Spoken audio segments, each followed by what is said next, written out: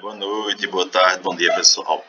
Então, ó, a gente segue aí a nossa aula sobre uma parte que faz parte do material de vocês, como também é cobrado pelo Estado, que vocês tenham uma noção com relação à química. Basicamente, é a parte de segurança laboratorial, também chamamos de biossegurança, e compreender um pouquinho os equipamentos e tudo mais, que a vidraria que são utilizadas dentro de um laboratório de química, dentro de uma sala de química. Apesar da gente ter uma estrutura muito fraca com relação a isso, eu acredito que, quem sabe, daqui para o terceiro ano vocês tenham um laboratóriozinho mais bonitinho, não é? Então vamos lá.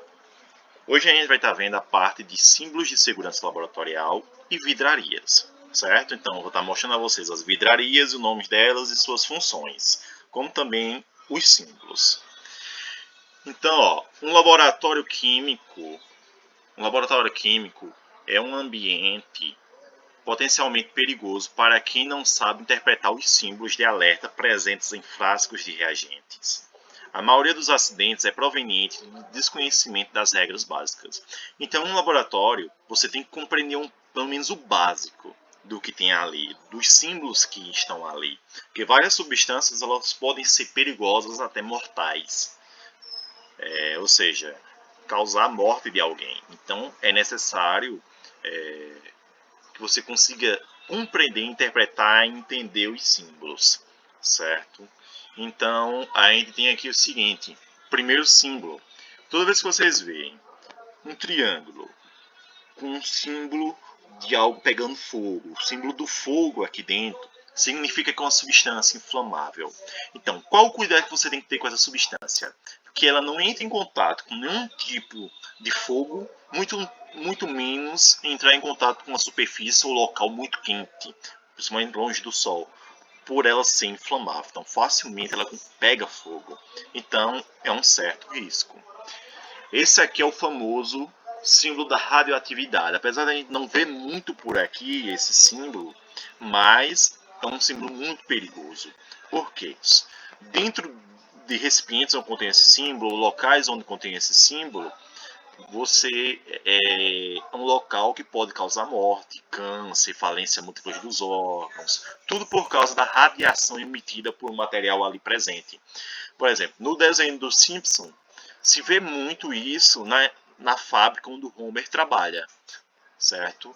Porque numa fábrica nuclear, numa usina nuclear. Então, lá possui muitos elementos, substâncias radioativas. Então, é muito perigoso.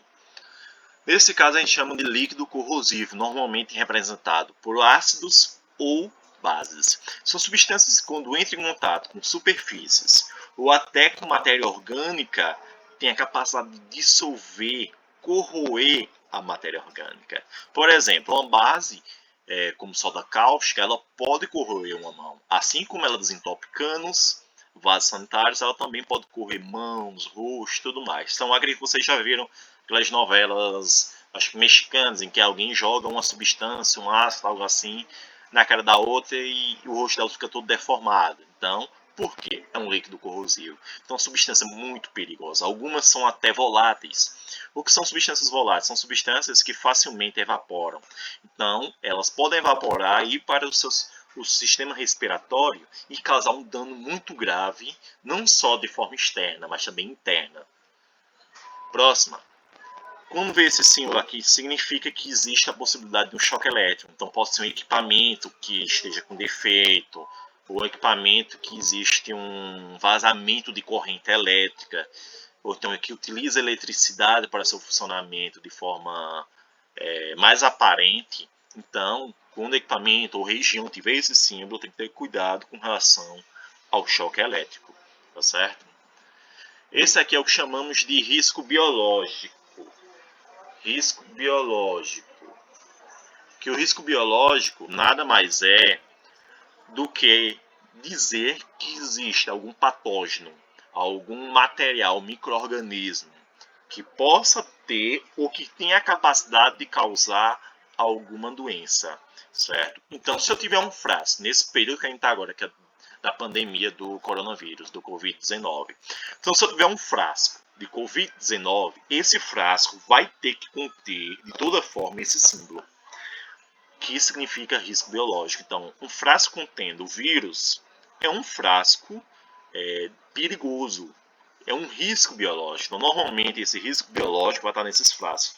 Como também ele vai estar presente, por exemplo, naquelas caixinhas de hospital de lixo hospitalar, que ali vai estar materiais perfuro-cortantes que entraram em contato com sangue, com pessoas, e é um risco biológico de transmissão de doenças, como HIV, hepatite, certo? Então, são exemplos de riscos biológicos. Nesse caso, esse símbolo significa explosivo. Então, a substância que, caso tenha muito movimento com ela balance ou até um choque no chão, você acaba derrubando, ela pode ser explosiva. Existe uma substância que era muito utilizada durante o período de Primeira Guerra Mundial, se não me enganado.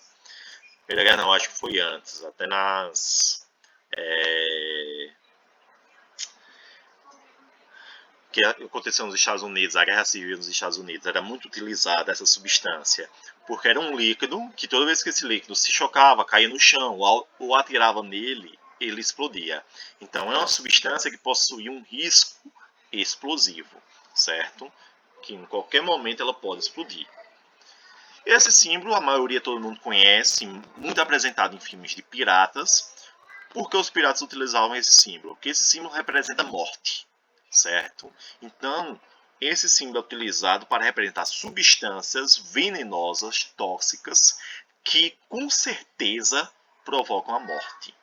Então, são substâncias que, se você ingerir ou entrar em contato com você, vai ou pode causar a morte. Na maioria das vezes, vai causar a morte, certo? São substâncias muito perigosas que não se deve entrar em contato. Então, observem, tudo isso, falei, são coisas que devem ser tomado cuidado. Então, se chegar em laboratório, chegar em práticas, não vão saindo cheirando tudo. Existem substâncias que, ao momento que você suga pelo nariz, elas podem ser voláteis e causar um dano interno no seu pulmão. Então, não pode cheirar, não pode provar, não pode tocar. Apenas com luvas ou algum tipo de proteção. Tá certo? Que uso obrigatório de luvas. Existem laboratórios, situações que você tem que usar a luva de toda forma. Por dois motivos em si. Para você não trazer contaminações para dentro do laboratório. E como também você não contaminar sua mão com coisas de dentro do laboratório. Porque após o uso da luva, você descarta. Então, vai ter essas duas situações. Essa imagem significa, basicamente, para você lavar as mãos. Sei que muitos aí não gostam de lavar as mãos, mas tem que lavar as mãos, principalmente na entrada e saída do laboratório. Quando fosse fazer uma prática, entrar dentro do laboratório, é necessário lavar as mãos para eliminar qualquer tipo de patógeno ou sujeira. E quando sair dele também, porque pode ser que você tenha entrado em contato com um risco biológico, por exemplo. Então você tem que lavar as mãos bem, principalmente nesse período da pandemia. Então tem que estar sempre lavando as mãos com água e sabão.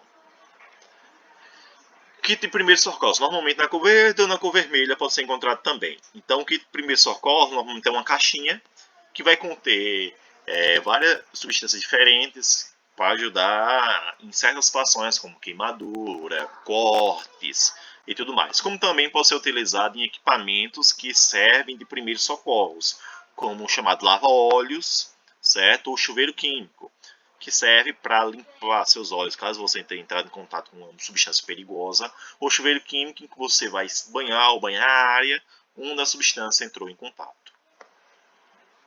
Vidrarias de laboratório. Primeiramente, esses equipamentos são chamados assim porque eles são feitos de um vidro cristal temperado, que contém graduações em sua superfície externa. Esse tipo de vidro não reage com a maioria das substâncias usadas em laboratório e pode ser submetido a aquecimento direto ou indireto sem quebrar. A fim de adquirir essa resistência mecânica ao calor, ao choque térmico e aos produtos químicos, costuma-se agregar um tipo de vidro especial, que é o vidro borosilicato, em que é adicionado boro aos constituintes do vidro comum.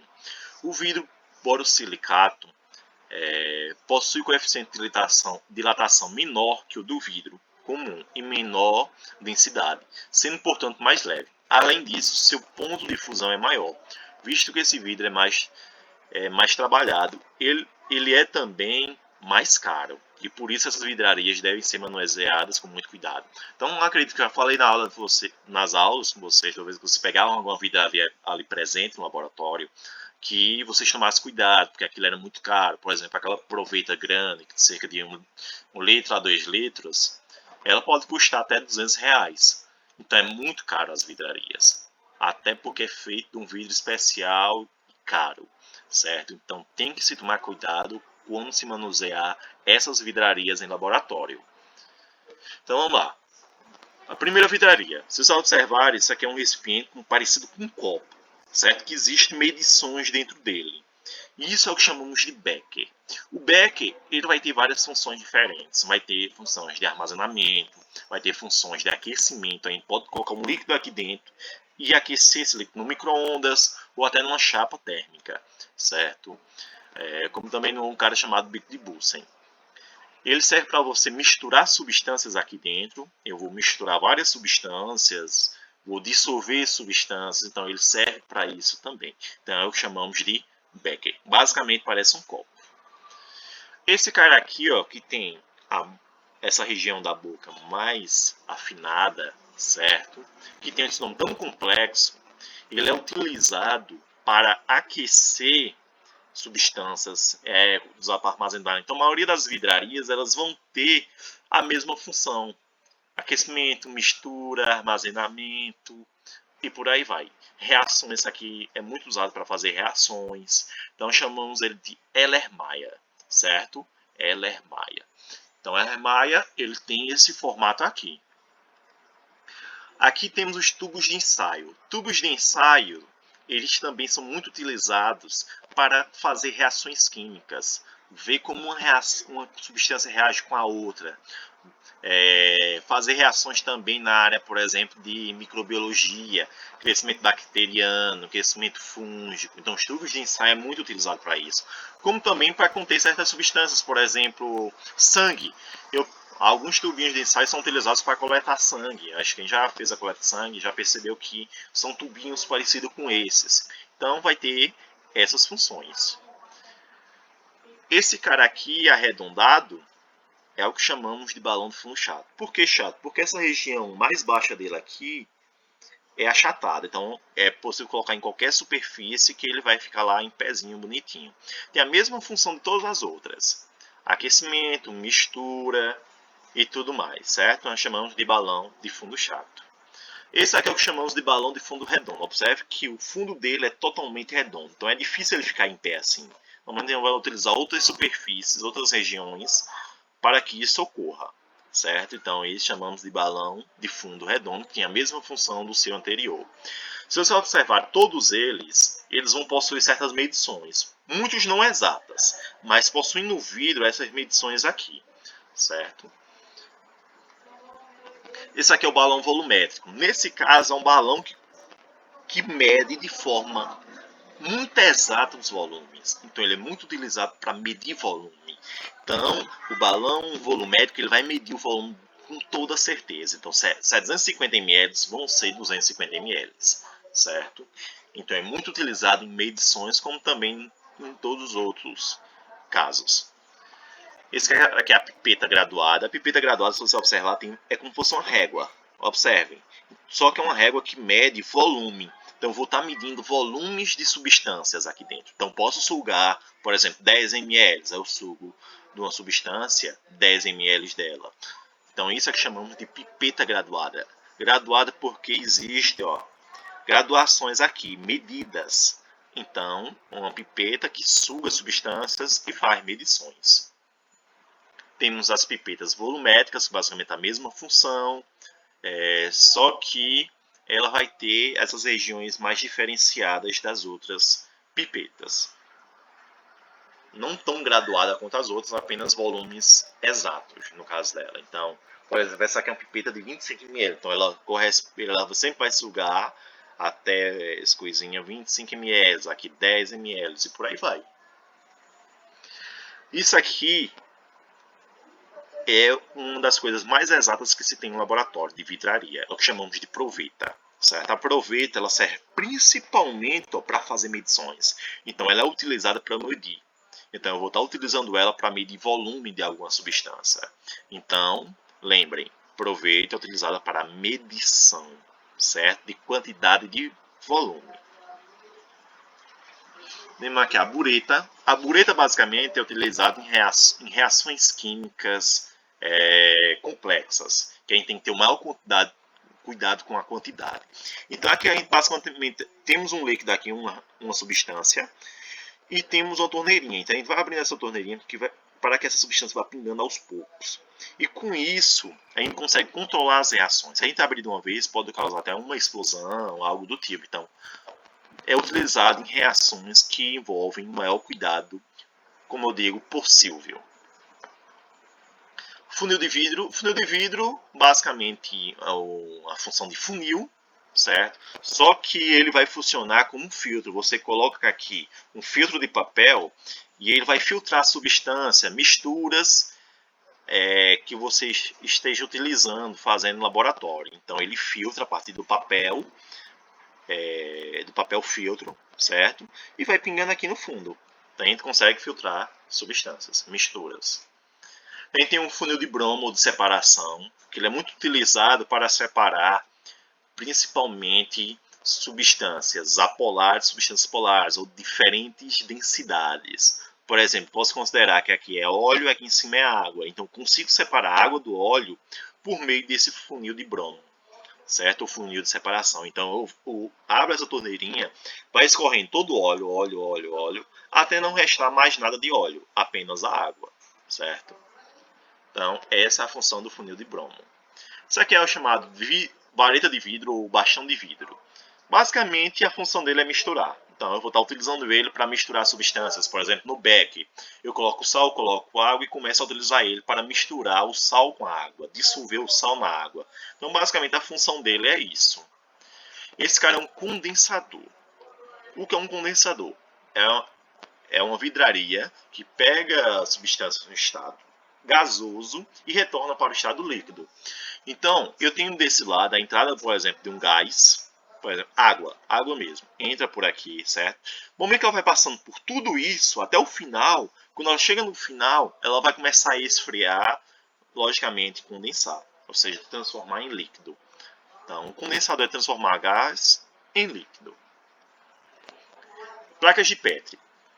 As placas de Petri é muito utilizadas para fazer crescimento bacteriano, fazer análises microbiológicas, certo? Ou seja, analisar bactérias, colônias de fungos. Então, basicamente, consiste em colocar um meio de cultura para que bactérias ou fungos se alimentem desse meio de cultura e cresçam. Essa é a função da placa de Petri. Então, ó, essa é a aula, certo? Estarei mandando uma atividade para vocês, um exercício. E até a próxima semana.